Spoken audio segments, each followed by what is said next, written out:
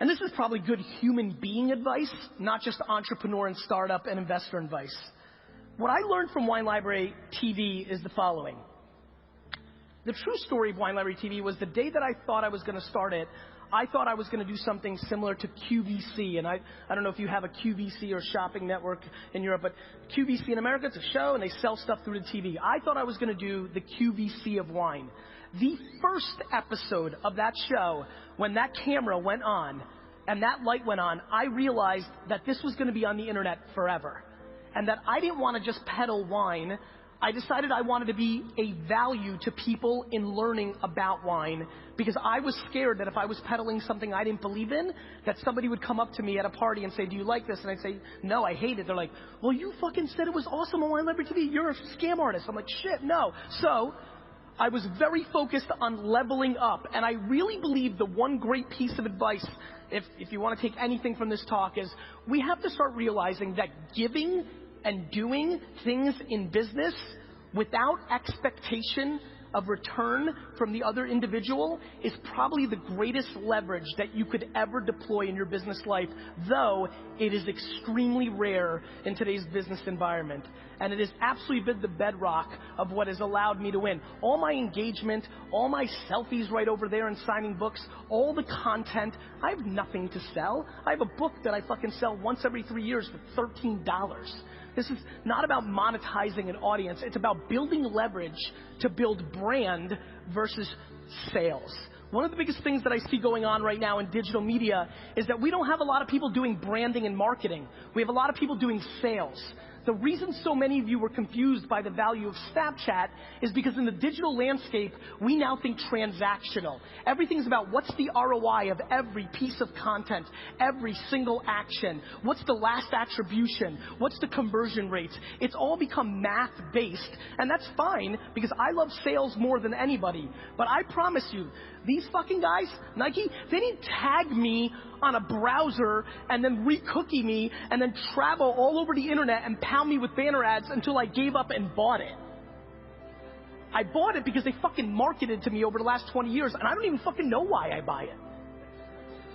And that is a very important point, because what we're living through is a time where people are just being very transactional and conversion based when everything continues to get arbitraged. Another thought that I'm curious, how many people here have gone to the life that I've gone to? Over the last 3 months, I no longer have a laptop or an iPad. I now only live through my mobile device. How many people are on that level doing that? Raise your hands. Not a lot. And this is like, think about this conference. I really think that this trend, I do believe that if I came back here in 2 years, that 50, 40, 30% of the hands in this room would go up to that following question, and I'm completely fascinated by it. And then for everybody in the room that is building businesses on the internet, the thought of what's happening in your landing page optimization or the UI and UX of your product in a desktop environment, I think is in the beginning stages of being disrupted. And that's what I really spend most of my time in, which is what's the attention arbitrage? Where do I think your eyes and ears are gonna be before you do? And how do I go and land grab and buy up that property? And how do I then deploy and build the best houses on that property through content? That is the pattern of my career. In 2006, I thought this social media thing was going to be really big, and in 2007, 2008, I laid my foundation, and by 2007 and 2008, I invested in Facebook and Tumblr and Twitter and things of that nature, and I did quite well. I also used them to tell my story, sell my wine, do my thing. I think this is super important to understand, because I think we also decide that things are emerging too fast. This is not just being first mover. A lot of people like to give me credit, like, you predicted all this stuff, you were so right. I just want to be on the record forever. There's plenty of people here recording. I haven't predicted shit. I'm not Nostradamus. What I've done well is I've moved quickly once you actually started using them. I didn't predict Twitter. I wasn't right about Snapchat. I was just looking at data. Snapchat 2 years ago, when I first started talking about it, already had tens of millions of users. There was real people using it. I'm not predicting anything. I'm paying attention. There's probably very few people in this room that are paying as much attention to Anchor, to Peach, to all these platforms as I am, but I'm not putting all my content or all my time, and I'm also not crippled by putting my time and effort into platforms before they have 100 or 200 million users. For example, how many of you remember that 5 minutes 4 years ago where social cam got big? Raise your hand. All right, so 3 nerds. Social cam got big for 3 minutes because the Facebook newsfeed juiced it, and it had a lot of users, and it was hot for 4 months, 6 months. I used it feverishly and used it a lot. It collapsed and meant nothing. But during that period, I learned so much about mobile video and the cadence of it and how people interacted with it, that when Vine came along a year and a half later, and then Instagram video, and then Snapchat, I'd already put in the work and had the learnings from human behavior that I deployed against the next thing. There are way too many people in this room that do not do actions because they're crippled by the short-term results versus what it means in the long term. And this goes to marketing, and this goes to running your business, and this comes down to what I probably want to spend a few more minutes on right now, which is, my friends, there's a lot of people in here that are startup founders that should not be. My friends, there are a lot of people in here that work at agencies that should not be. They should be probably switched, and vice versa, and different things. One of the things that is absolutely driving me right now in my life is the untold depression, the untold suicides.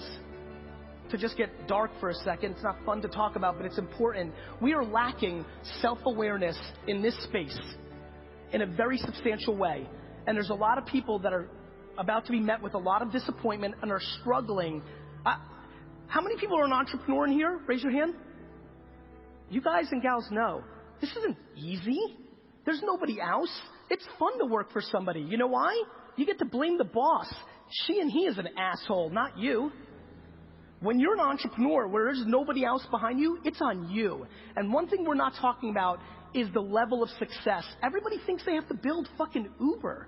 Everybody thinks they have to make millions of dollars. It's unbelievable what we've done, and I absolutely want to make sure that we're starting to have real conversations. Making $100,000 a year, 100 euros, that's massively successful. We need to recalibrate what success looks like in our space, because we're forcing through the branding of what we're doing very impractical, very high risk, very low return results for so many, because everybody's shooting for 10 billion.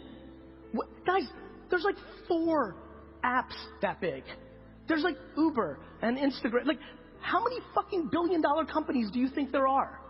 And so I really am passionate about starting to reframe the conversation about the number one thing that I have noticed in my 20 years of my success. Because let me tell you something, I suck shit at almost everything. What I've done well is I've deployed self-awareness around what I am, and I know what I am. And there's a lot of things I wish I was. 7 years ago, as a lot of you know, I had plenty of leverage in the Web 2.0 social media movement. I was one of the guys. I was one of the 20 most followed people on Twitter. I didn't go and raise $40 million to build the next Facebook. I didn't raise $50 million to build a platform around wine. I was self-aware enough, even though I had all the opportunity in the world to build product, that I wasn't going to be successful. 7 years ago, I went out and built a boring digital agency, right? I built something practical. All my internet friends, a lot of the people going to be on the stage, they made fun of me. Like, why don't you go build a big company or something grand? I built what I knew I could build. I'm very proud that over the last 4 years, I've grown VaynerMedia from $3 to $100 million a year in revenue, not fucking valuation.